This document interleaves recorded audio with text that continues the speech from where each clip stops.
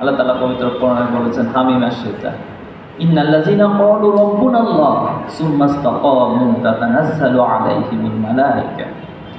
তারা শুধুমাত্র আল্লাহকে রব হিসেবে ঘোষণা দিয়ে বসে থাকে না, এতটুকু তাদের জন্য যথেষ্ট না, বরং সুম্মা ইসতাকামু, সেটার উপর তারা ইস্তেকামত থাকে, তারা অবিচল থাকে।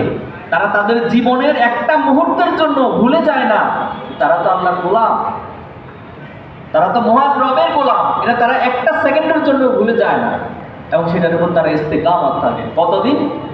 সুম্মা ইসতাকামু তাতানাজ্জালু আলাইহিমুল মালায়েকা আল্লা তাখাফু ওয়া লা তাহজানু ওয়া আবশিরু বিল জান্নাতিল্লাতী কুনতুম তুআদুন। ততক্ষণ পর্যন্ত তারা টিকে থাকে যতক্ষণ ফেরেশতা নাজিল না হয়ে তাদের কাছে এটা বলে যে আজকে তোমার কোনো ভয় নাই, তোমার কোনো শঙ্কা নাই, তোমার কোনো হতাশা নাই, আজকে তোমাকে সেই জান্নাতের সুসংবাদ দেওয়া হচ্ছে যে জান্নাতের ওয়াদা আল্লাহ তাআলা তোমার সাথে করে।